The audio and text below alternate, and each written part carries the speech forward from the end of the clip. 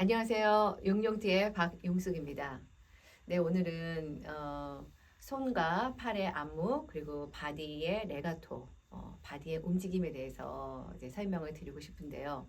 자, 우리가 피아노를 치는 데 있어서 가장 중요한 역할을 하는 게 어떤 것일까요? 네, 손가락이죠. 우리 손가락. 네, 손가락이 가장 큰 역할을 하는데 우리 손가락의 이 움직임을 보시면은 그냥 이렇게 독립적으로 움직이는 것 같지만 우리가 자세히 들여다보면은 이 손가락은 우리 신체의 모든 이 움직임에 굉장히 영향을 많이 받고 있어요. 특히 우리 이 위팔, 앞팔, 위팔 있잖아요. 위팔의 움직임. 우리 위팔을 이렇게 앞뒤를 이렇게 흔들어 보시면요. 어, 이 팔이 얼마나 자유로운지 그리고 손가락이 어떻게 따라 움직이는지를 감지할 수가 있거든요.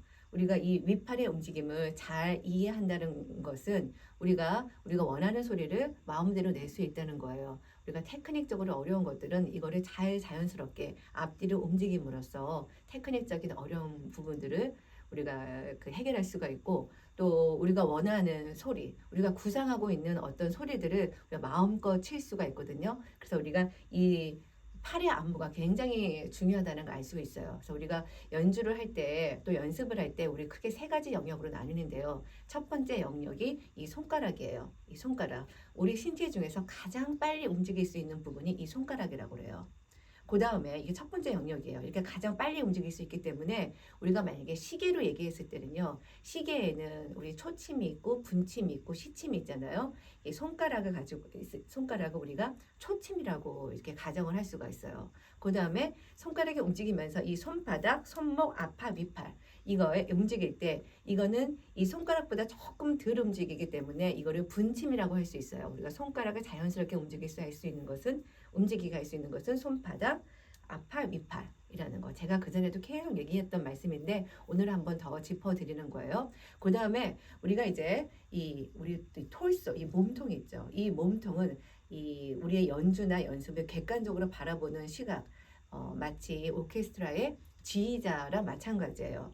이 10개의 악기가 잘 움직이고 있는지 또 이 앞팔과 윗팔과 손목들이 자연스럽게 움직이고 있는지 그러면서 우리가 치면서 우리의 바디를 조금씩 움직여야지만 상체를 자연스럽게 자유롭게 기쁘게 가볍게 움직여야지 우리가 좋은 연주를 할 수 있거든요. 그래서 이거는 마치 지휘자의 역할인데 그래서 이거는 이 손가락과 다른 것보다 훨씬 덜 움직이기 때문에 우리 시계로 말하면 이거를 시침이라 그래요. 그래서 우리 세 가지 영역. 첫 번째는 손가락, 이거 초침, 그다음에 손바닥과 앞팔, 윗팔, 손목 이거를 분침, 우리 톨소를 또 이거를 시침이라고 하는데 이 세 가지 영역이 잘 우리가 연습하면서 연주하면서 이거의 안무를 잘 짜면은 우리가 아주 좋은 연주를 할 수 있고 아주 큰 소리도 웅장하게 낼 수가 있고 그리고 아주 여린 소리도 정말 아름답게 서정적이고 정말 가슴을 애린 듯한 그 아름다운 멜로디를 우리가 구사할 수가 있습니다. 그래서 이러한 것들을 오늘은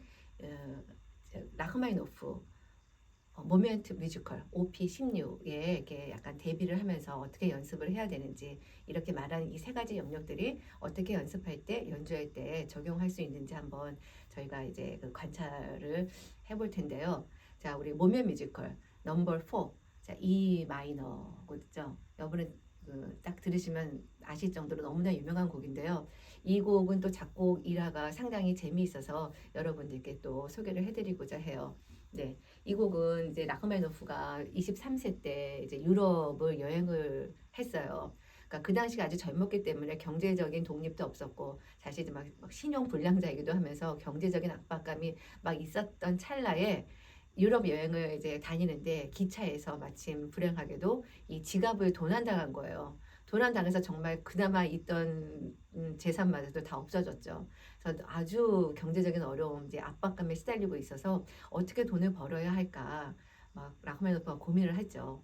그래서 자기가 할 수 있는 것은 작곡이기 때문에 내가 곡을 써서 어떻게 출판하면 돈을 좀 벌지 않을까 해서 여기저기 출판사에다 전화를 했는데요. 한 군데서 이번 12월 말까지 곡을 작곡을 해주면 당신에게 돈을 개런티를 주겠다라고 하는 거예요. 그래서 정말 그때가 이제 10월이었거든요. 그래서 10월부터 12월 정말 딱 2달 동안 이 라흐마니노프가 정말 목숨을 걸고 작곡을 했습니다. 그래서 OP16 이 총 6개의 곡이에요. 135는 굉장히 서정적이고 아름다운 곡이고 246은 아주 이렇게 드라마틱하고 열정적이고 파워풀한 곡인데 정말 그 20대 초반에 작곡했던 곡이지만 그 라흐마니노프의 그 완숙미라던가 어떤 서정적인 거 이런 것들이 다 녹아 있는 아주 어울리 작품이지만 그 라흐마니노프의 그 특징이 아주 그대로 묻어 있는 그래서 그런지 연주도 많이 되고 특히 4번은 프로 연주자다 아니면 아마추어 음악을 사랑하시는 연주자들도 꼭 배우고 싶은 곡 중에 하나인 것 같아서 제가 오늘 이렇게 또 접목을 하면서 설명을 드려보도록 하겠습니다. 네, 지금 말씀드린 것들을 이제 여기 곡에 적용해서 한번 해보겠습니다. 우리 이제 이 악보를 보시면은 첫 두 마디가 그 레프트 핸드로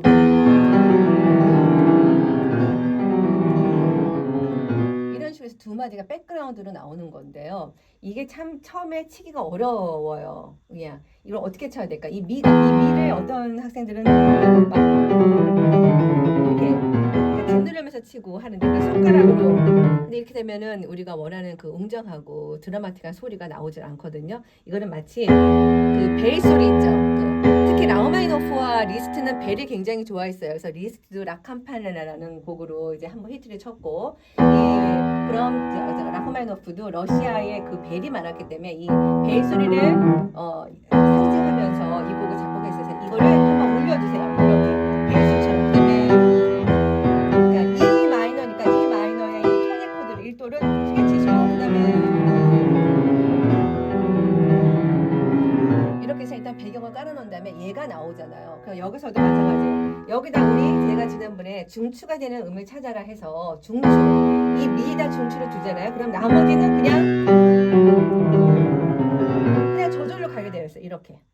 자, 우리가 손가락이 독립적인 것 같았지만 우리 손바닥과 이 앞팔, 윗팔, 손목 영향을 받아서 그냥 이게 움직이도록 하는 거야.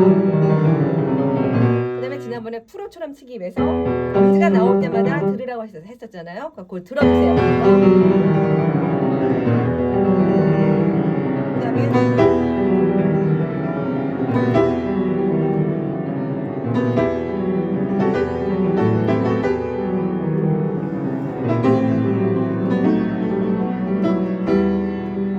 그다음에 오른손이 같이 애드가 되는 장면이 나오는데요. 자, 여기서도 이제 오른손을 보면은 굉장히 그냥 심플해요. 근데 굉장히 비장한 느낌이잖아요. 근데 이거를 보세요. 우리가 이거를 이제 일단 단음만 쳤을 때 이것만 쳤을 때는 아무런 의미가 없어요. 우리가 이걸 포르테를 쳤다, 또 피아노를 쳤다, 이걸 뭐 때렸다, 그 다음에 부드럽게 쳤다. 이 하나만 쳤을 때는 아무런 의미가 없지만 그 다음에 어떤 음이 나오냐에 따라서 우리가 어떤 그 색채라는 것을 결정할 수가 있거든요. 그래서 어떤 분들은 이거를 굉장히 부드럽게 치시는 분도 계세요. 뭐 이런 근데 어떤 분들 뭐 루간스키 같은 분들은 아주 파워풀하게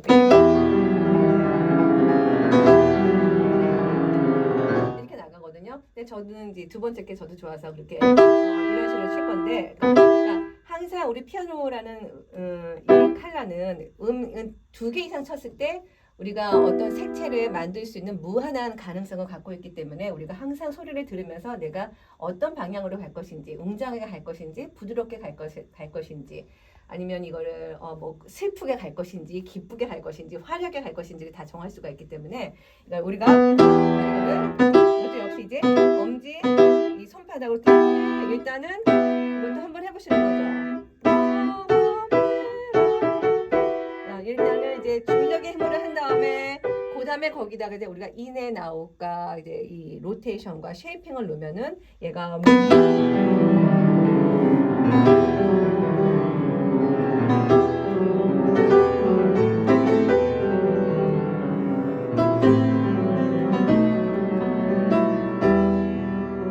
그다음에 여기서 이제 아까는 나오지 않았던 오른손이 이제 같이 나오는 거죠. 그러면 음악이 좀 더 이렇게 건축물처럼 쌓여졌다는 거죠.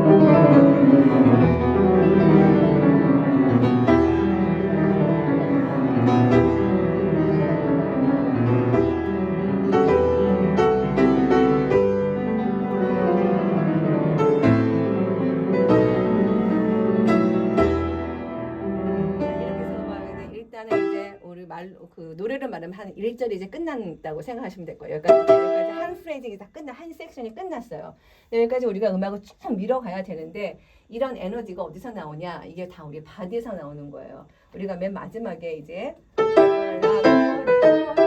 이거를 이제 계속 우리가 끌고 가고 싶어요. 그럼 반드시 우리의 바디 레가토가 사용이 돼야 돼요. 그러니까 바디 레가토.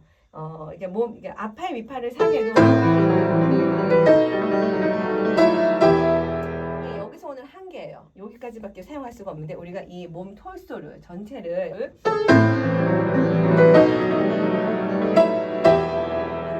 여기까지 연결이 되죠. 그게 항상 좋은 바디 제스처가 좋은 음악을 만든다. 좋은 바디의 움직임이 좋은 프레이징을 만든다. 뭐 이런 얘기를 저 유학 시절 너무나 이제 많이 들었던 얘기들이라 어떤 교수님의 만드는 마스터 클래스를 가던 뭐 우리 저희 지도 교수님께서도 항상 이런 말씀하셨어요. 항상 바디가 자유로워야 된다. 그래서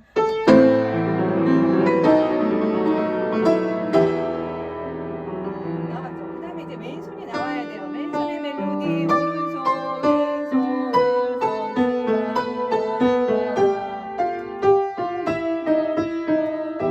이게 나올 거예요. 이제 이게 어떻게 나오냐면 왼손도 얘가 우리 여기서 이제 아까 여기서 이제 왼손에 맨 처음에 이가 중추를 잡고서 갔잖아요. 멜로디가 시작됐으면요, 이 중추가 이제 오른손으로 오는 거예요.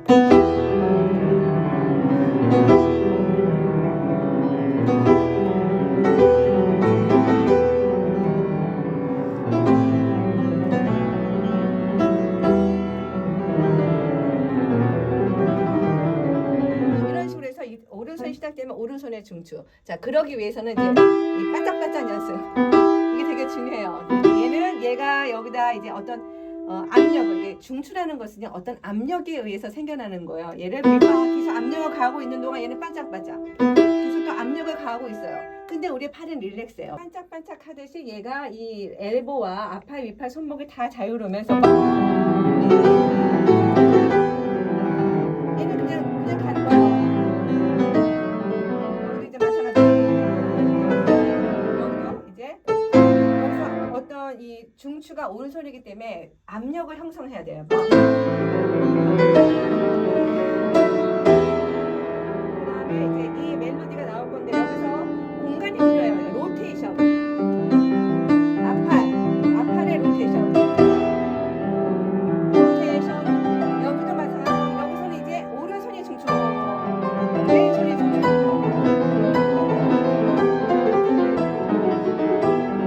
나왔죠? 그 다음에는 이제 멜로디가 이제 조금씩 줄어들 거예요. 어떻게? 이건 아까는 여기서 옥타브였지만 여기 이제 단음으로.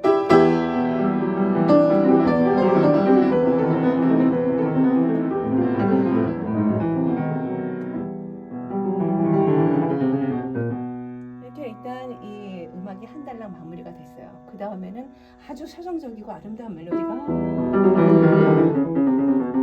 자, 우리 여기서 이제 이거 로테이션 잊어버리지 마셔야 돼요. 공간 틀고 얘는 나머지 그냥 그 반동으로. 자, 여기가 중추예요. 중추 어떤 압력을 형성하고 나머지는 반대로 그냥 반동으로 마찬가지. 그 다음에 압력을 형성하고 반동으로. 여기도 압력을 형성하고 반동으로. 압력 반동 압력 반동 압력 반동. 항상 우리 여기의 근육이 굉장히 많이 필요해요.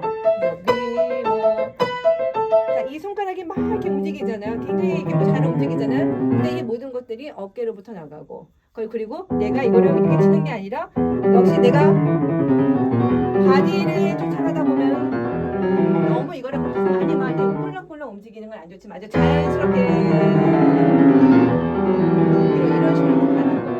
그래서 이제 일단 여기서 옥타브에서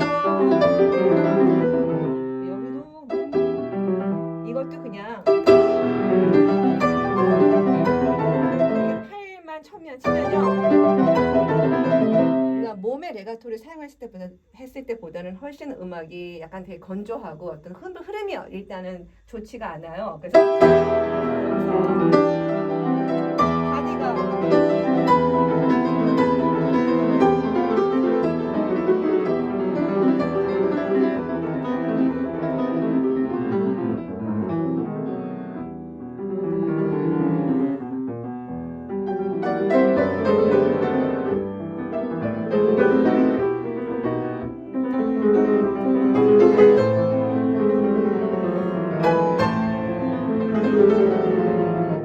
자, 이렇게 나오는데요. 여기도 하나 나오고 그 다음에 두 번째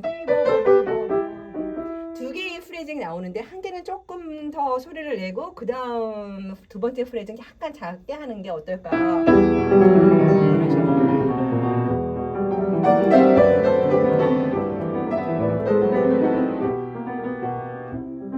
그 다음에 이제 왼손은 계속 내려가고 오른손은 계속 올라가고.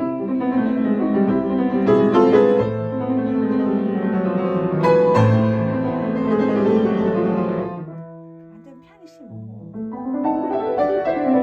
역시 여기도 두 개의 프레징이 나와요. 처음은 약간 더 해주고 두 번째는 조금 덜 해줘서 약간 더 쉐입을 만들어서 음악을 좀 더 아름답게 표현해야 되고요. 레프트 핸드는 여기는 피아니시시모가 나와요. 여기 이런 식으로 약간 이제 그냥 글리산드로처럼. 그러니까 이거는 건반에 대고 정말 도피점에서 왔다 갔다 하는 거예요. 그래서 이것도 지난번에 말씀드렸던 엄지가 나올 때마다 이렇게 들으세요. 그래서 그래야지만이 이게 우리가 손가락이 독립이 되어서 빨리빨리 이런 것들을 음악들을 표현할 수가 있거든요. 안 그러면 손에 너무 힘도 많이 들어가고 자기한테 막 자기 손길이 걸려요. 그러니까 걸리지 않고 여기다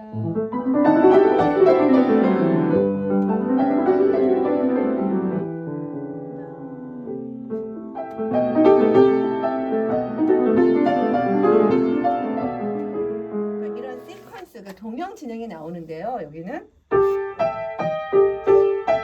마치 바이올린의 라란다란다란다 하듯이 이게 이 보잉 하듯이 우리가 이런 제스처를 써주세요.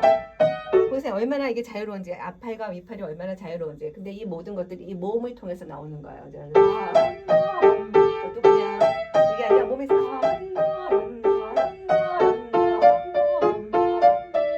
이렇게 해주고 왼손은 얘가 한 방에 그러니까 이런 제스처. 그러니까 우리가 평소에 하는 제스처들 있죠. 이게 마치 이게 우리 약간 다림질 하듯이 다림질할 때 여기 이제 이 뭔가 옷감을 펴기 위해서 쫙 이렇게 압력을 주고 또 릴렉스 해주고 딱 갔다가 다시 오고 하듯이 갔다가 이 팔에서 압력을 주고 이렇게 해서 그러니까 인 갔다가 밖으로 나오고 인으로 갔다 안으로 인 아웃 인. 근데 결국은 이게 다 모든 동작을 다 따져 보면 결국은 여기서 이제 서클의 모션이 생겨야 되는 거예요. 그래서 빨리 갔을 때 서클이 되는 거죠. 그러니까 천천히 갔을 때는 조금 과장해서 인에 나웃이 좀 과장을 해야지만이 우리가 빨리 갔을 때 뭐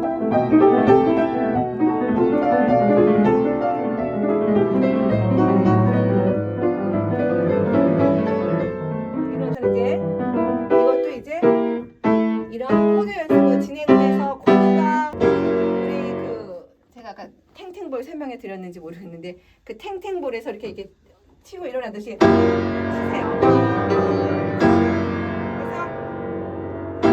바디가 움직이세요.